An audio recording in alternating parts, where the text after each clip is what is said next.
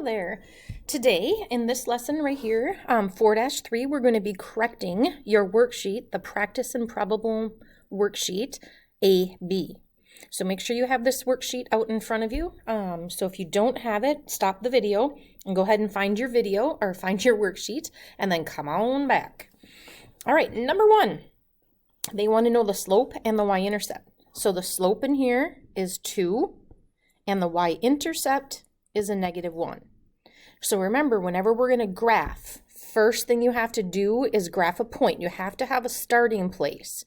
So we're going to graph a point, which in this particular case is going to be the y-intercept. And then the second thing we do is graph, and we're going to use slope to find more points.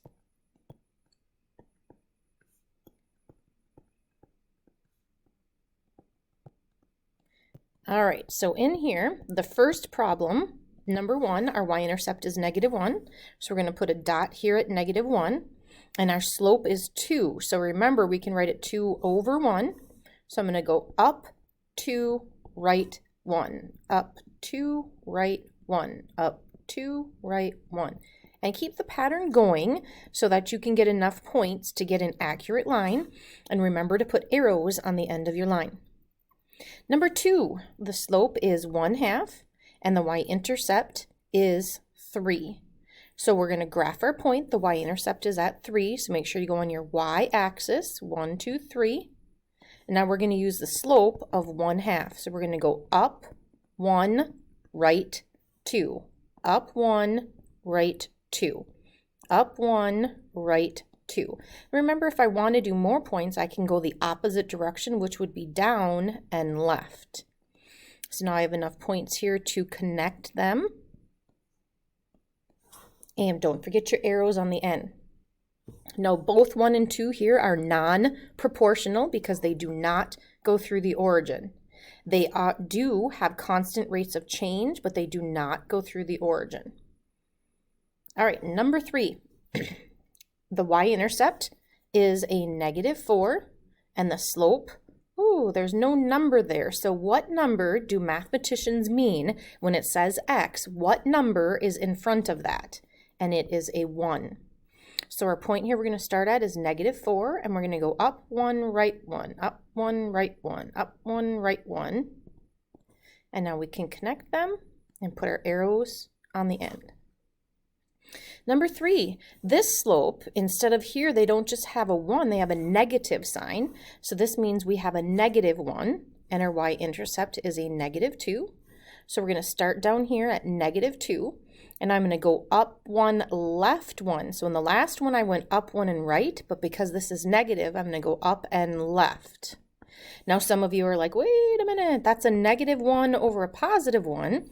So I want to go down 1, right 1, down 1, right 1. Are all of these points in a nice straight line so that we have a constant rate of change, and it is going not through the origin, so this is not proportional.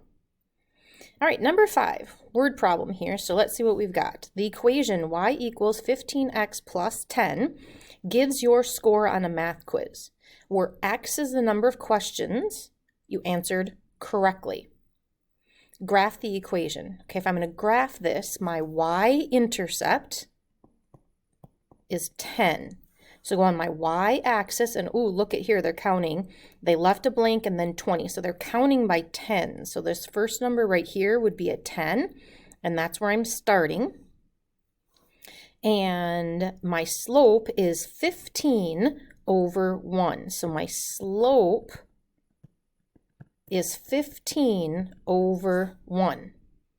All right, so now we're going to be at some difference. So I'm going to go up 15 and then over 1. Well, if I go up 2 lines, that's really going up 10, 20. So I don't want to go up 2 lines. So I'm going to go up 1.5 lines and over 1. So you see how I get my dot in the middle there? Well, now if I go up again, there's 5 and then 10 and then over 1. So I go up 10 and then 5 and over 1, up 5 and then 10 and over 1. I'm just going to keep this going because I don't know what's happening next. So I'm right on that spot. So I'm going to go up 10 and 5 and over 1, up 5 and 10 and over 1. Okay, so I am not going to connect these because you either got one question right, two questions, three questions. So if I connect them, that's saying I could get 1.1 correctly, and that's not true. So I'm going to leave these as unconnected dots. Okay, interpret the slope and the y-intercept. So what does this slope mean?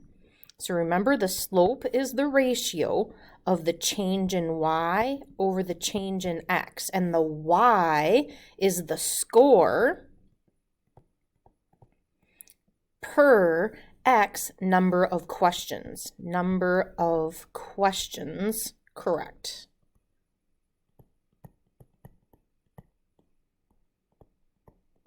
So that's what the slope means. It's your score based on the number of questions correct. Okay, now what does the y-intercept mean? The y-intercept means if you got 0 questions correct, then you're going to get a 10. So getting 0 questions correct, 0 questions, you still get a score. 0 questions correct. Score is 10. So the initial value, they're just basically giving you 10 points just because. So answering 0 questions, your score is still just a 10. So that is the initial value. And I think the last question that they're answering here is, what is your score if you answered 5 questions correctly?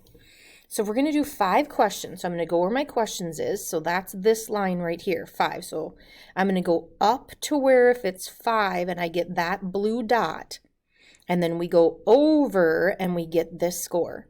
So it looks like my score would be 80. Now, you could just go back to your equation because this is like filling in a T-chart or a table or something. And we can substitute 5 in for x. So that's saying 15 times 5 plus 10. Oh, looks like I have a wrong answer here, you guys. That dot is not right where 2 lines are crossing, so that's the part way in between. So I was supposed to go up just a little bit and then over, and it looks like that is supposed to be an 85, not an 80. I apologize. That's what happens when they give us stuff in between here. So this score, if we answered 5 questions, that score would be 85 because that's not right at the dot. That 4 questions is right there in between at 70. So then I'd have to go up to partway between, and that gets me to 85. So now let's do this math here. 15 times 5 is 75, plus 10 is 85. So you can see using the graph, because we were in between lines, was probably not the most effective or accurate, and sometimes that's true. But here, doing the math and using the equation and plugging the number in, we 100% got the correct answer right away. Okay, so that's 2 different ways that we can find that. I just want to make sure there aren't any other questions or parts down there. All right, that's it for the worksheet. Hope all things went well for you.